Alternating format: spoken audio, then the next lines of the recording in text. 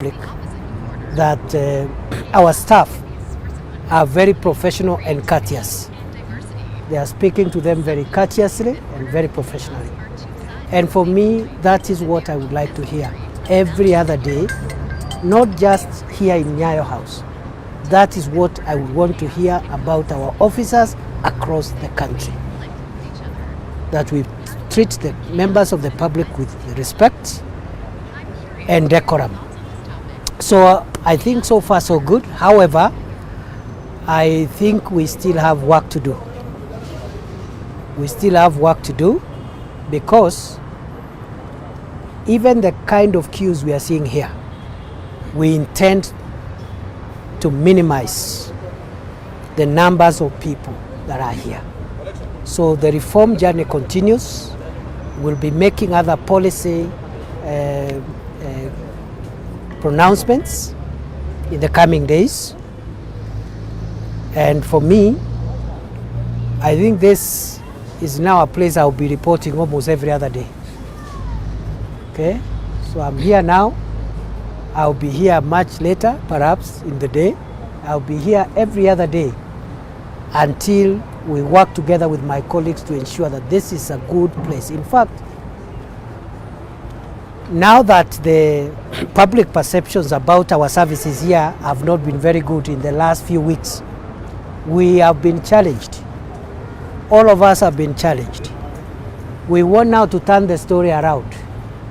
This place is going to be the most efficient service delivery point, not just in our ministry, but also we want to strive to be number one across the public sector.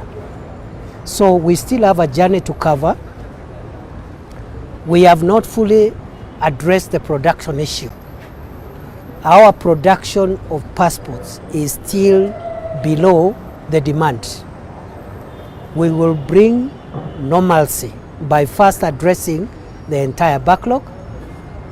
And once the backlog is completely removed, we will stick to the directive that I gave in February, which is every applicant of a passport must receive it within 7 working days. And if it is an emergency, they must receive their document, their passport, within 24 hours. Once we sustain that objective, we will bring that timeline down again, but we want to go step by step. Once we achieve the 1 week timeline for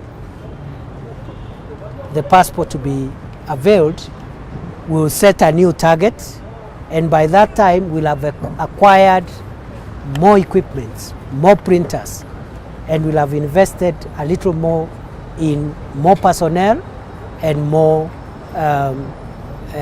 facilities, including computers and IT technology. So the long story is this: the journey that we have started here, we are committed to complete it. Number two,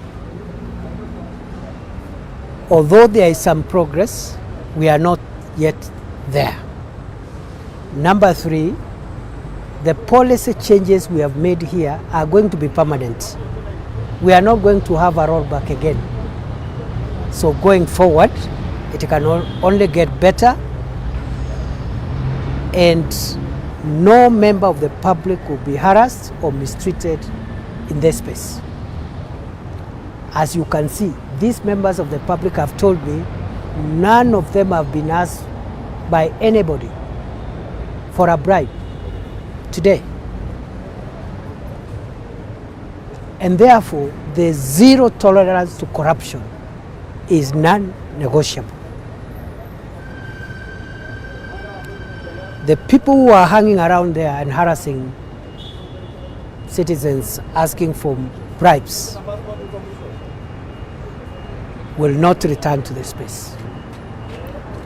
And we'll keep the vigilance, we'll keep our intelligence alert, because it is possible for them to relocate to some corner nearby here and start doing the same thing.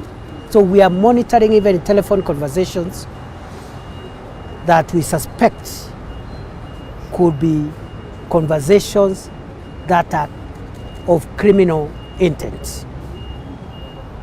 Nobody will be spared. Finally, we had two problems here, two challenges. One was the challenge of technology and production. That is what was hurting service delivery here. The second challenge was a challenge of corruption. And we don't want to mince our words about that.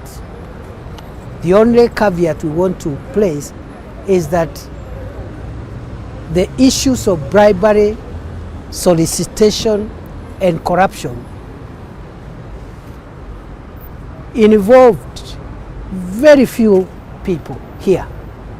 And many of them are members of the public who are pretending to be our officers, but they are just brokers from town and criminals. Even among our staff from the immigration and also our staff from the National Police Service who work here to support the work going on here, the majority of them are doing a good job.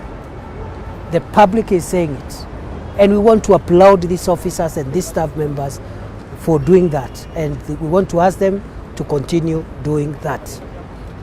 The few members of staff, the few officers who may be tempted to try and roll back what we have started here, we will make sure that they don't succeed. And the same energy, the same commitment, the same consistency we have employed in dealing with other long-standing security challenges, we'll apply the same energy, the same vigor in the fight against cartels and corrupt people who have been trying to use their space to frustrate the people of Kenya. Kwa hivyo hii sio kazi ya siku moja. We are going to do a lot of changes. Part of it is infrastructure. We are going to have very nice banking halls, well furnished, with very courteous staff. We are going to increase the number of immigration officers. We are going to increase the number of printers. We are going to increase the number of public relations staff, customer service staff. We are going to uniform